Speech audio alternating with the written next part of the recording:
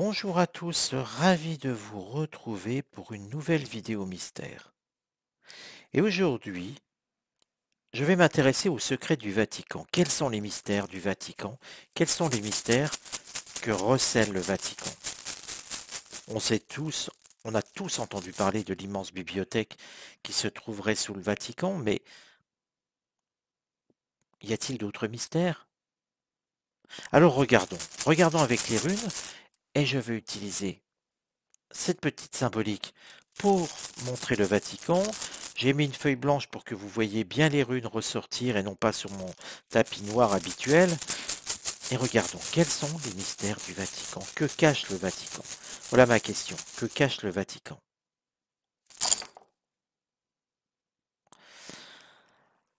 Alors la première étape, eh bien comme d'habitude, je vais écarter les runes qui ne sont pas lisibles. Toutes celles qui finalement se sont retournées. Alors, ça va prendre quelques instants, bien sûr. Si vous regardez quand même, tout est éclaté un petit peu, hein. Et ici, nous avons cette rune, cette rune, cette rune qui n'est pas visible, et celle du dessous, et celle-ci. Voilà, nous avons quelques runes qui sont visibles. Je vais les mettre simplement pour que vous puissiez les reconnaître, afin que vous puissiez aussi accompagner cette lecture. Je vous rappelle que sous la vidéo, vous pouvez tout à fait voir un PDF qui peut vous aider à décrypter les runes. J'augmente un tout petit peu la luminosité et je vais déplacer ici pour que vous voyez les runes. De toute manière, je vais vous les montrer de près afin que vous puissiez aussi regarder ce que je fais. Ah, il n'y a pas de secret. Euh, tous les tirages, vous pouvez très bien comparer ce que je fais. Je vous donne les explications aussi bien des cartes que des runes. Tous les supports que j'utilise, en tout cas, vous pouvez avoir les explications. Et ma question est, que cache le Vatican? Quels sont les secrets? On est un petit peu là-dessus. Alors commençons à regarder.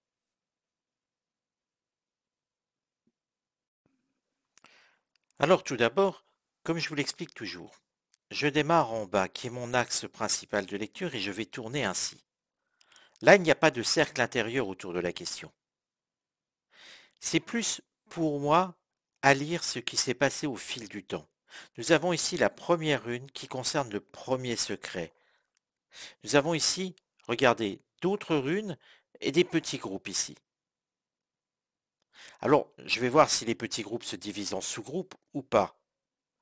Mais en tout cas, la première rune à interpréter. Le premier finalement, parce que nul doute que le secret fait partie du Vatican. Et nul doute aussi que, au final, plusieurs choses sont cachées, plusieurs choses sont dissimulées au Vatican. Et peut-être que là, nous n'observons qu'une seule partie. Mais déjà, avec cette rune, Éoise, je vous la montre, hein.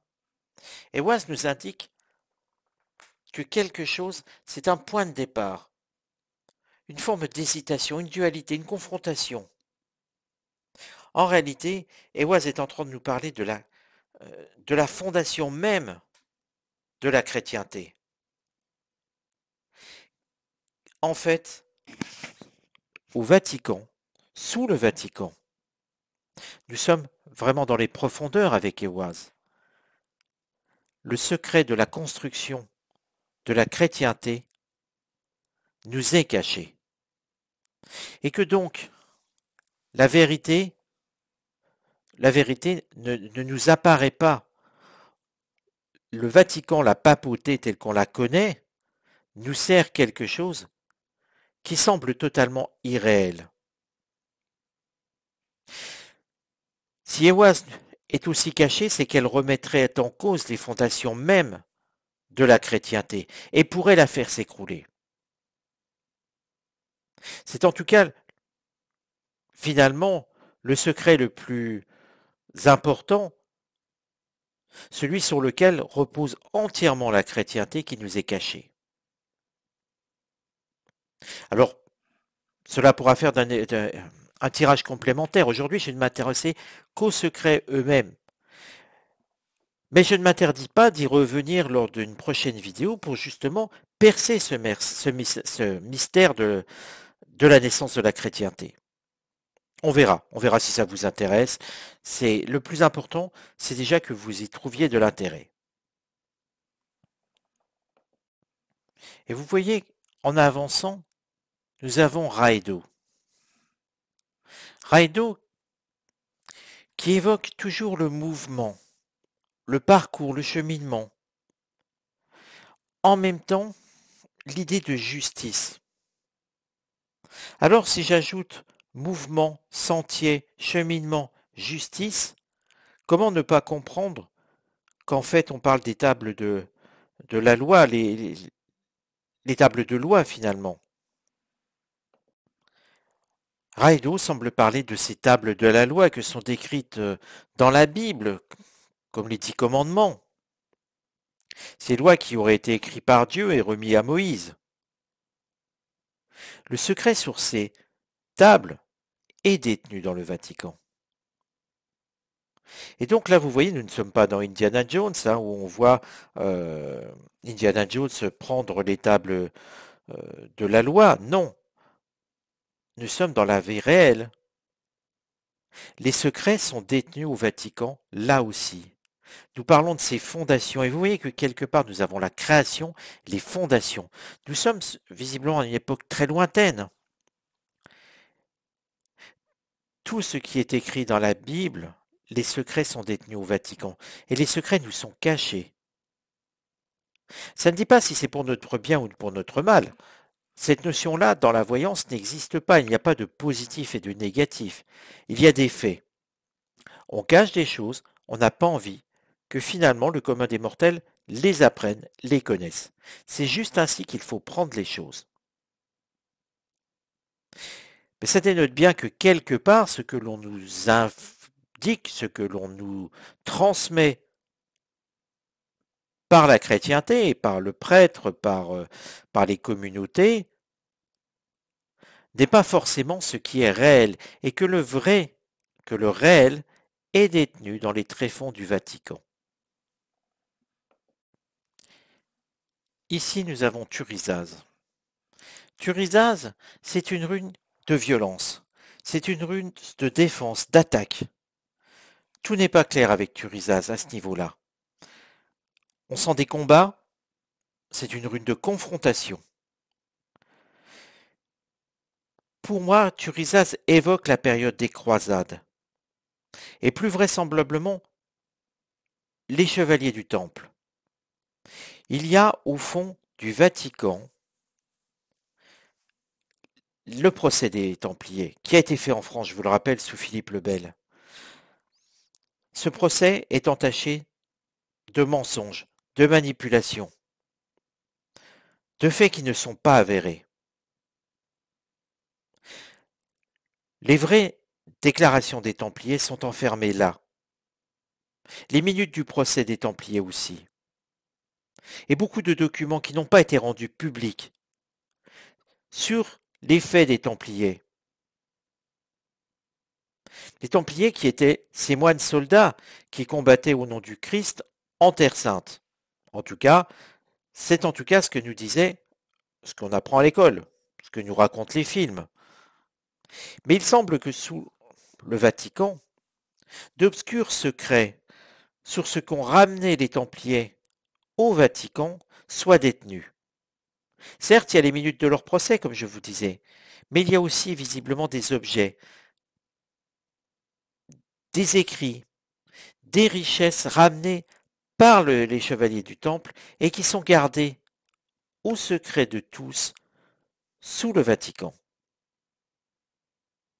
Ça fait beaucoup parce que déjà là, nous sommes visiblement sur des choses bien particulières, des choses qui sont données dans notre esprit depuis longtemps. Les tables de la loi, on connaît tous un petit peu ces légendes, parce que je vais les appeler comme ça, bien sûr. Ça ne repose sur rien, sauf sur une tradition religieuse. Là, les faits reprochés aux Templiers et l'histoire des Templiers est bien plus importante. en tout cas à mes yeux. Et là, quelque part, la vérité sur ce qui s'est passé sur les Templiers est détenue ici.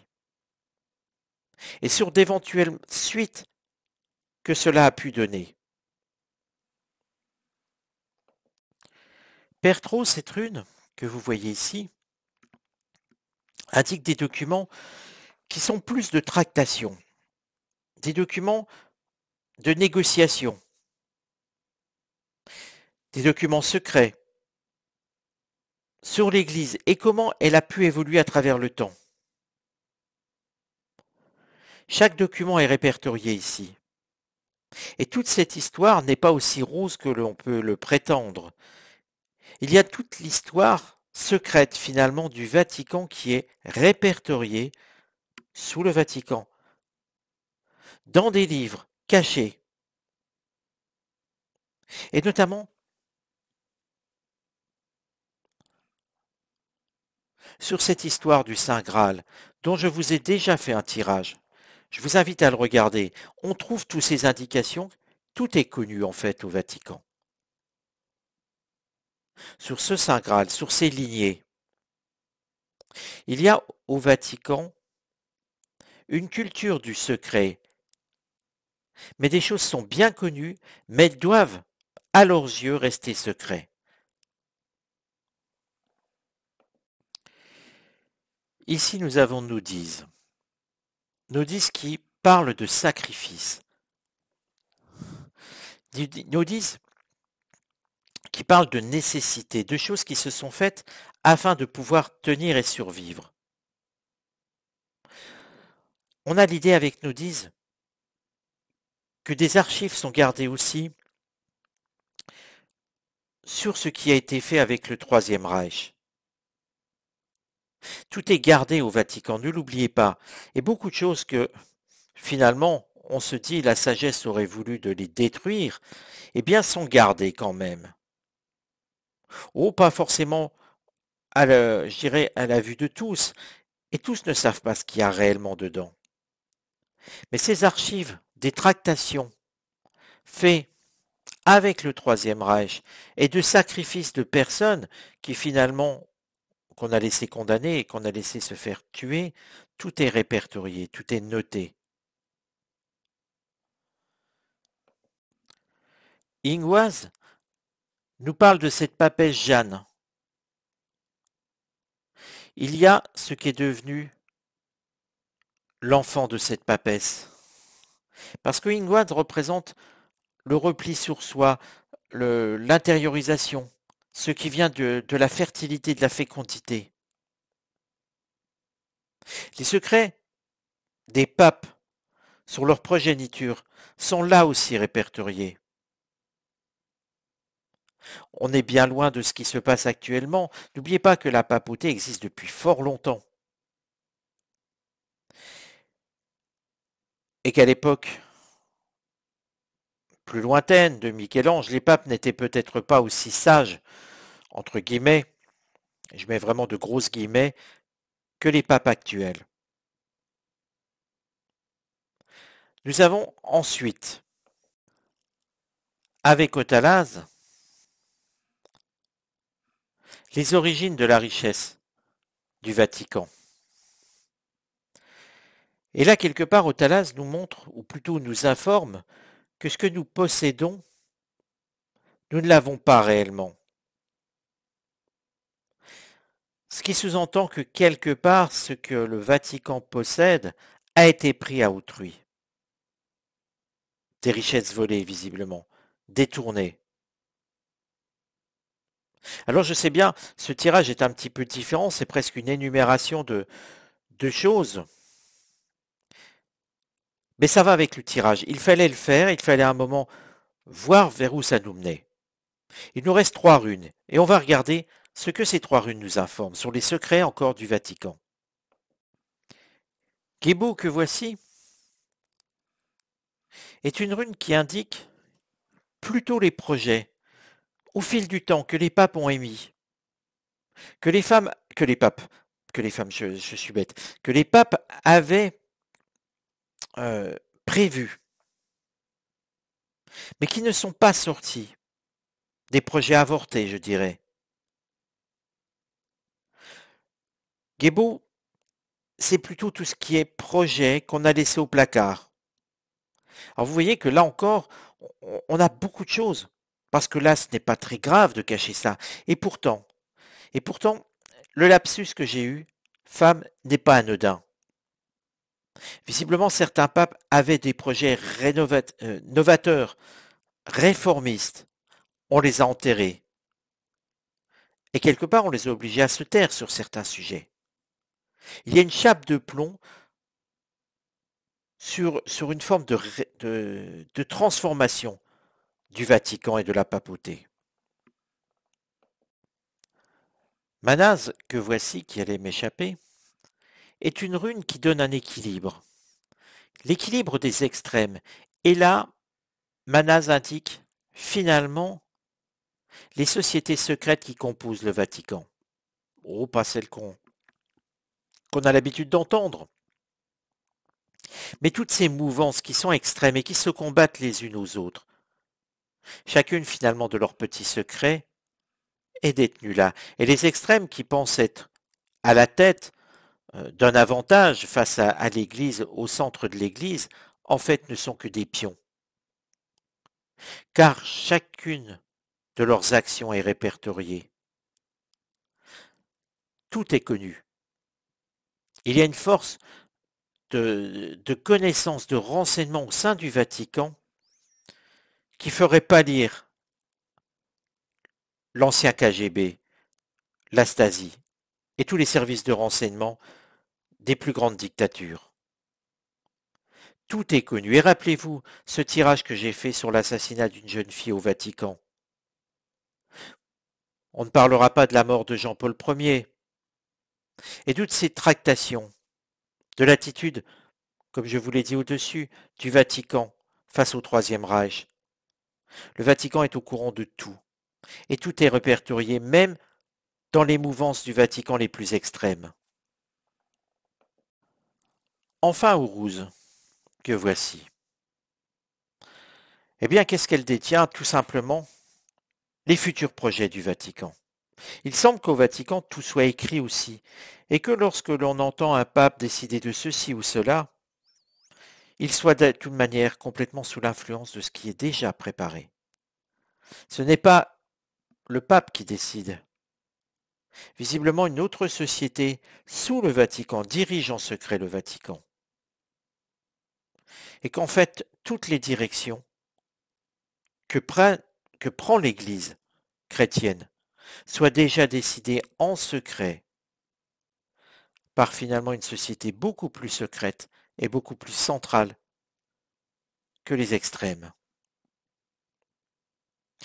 Alors ce tirage est un petit peu différent visiblement de tout ce que j'ai fait, hein, c'est vrai, j'ai voulu faire une énumération, je me suis penché sur quelque chose Oui, c'est vrai que ça sera un petit peu des sentiers battus par rapport à ce que je fais habituellement. J'espère que ça vous a intéressé. Je vais continuer à faire des choses qui sortent des sentiers battus parce que c'est bien de parler de l'actualité, de nos hommes politiques, mais il est intéressant aussi de comprendre des fondements de ce qui nous entoure. Nous sommes en terre chrétienne, nous avons une histoire chrétienne.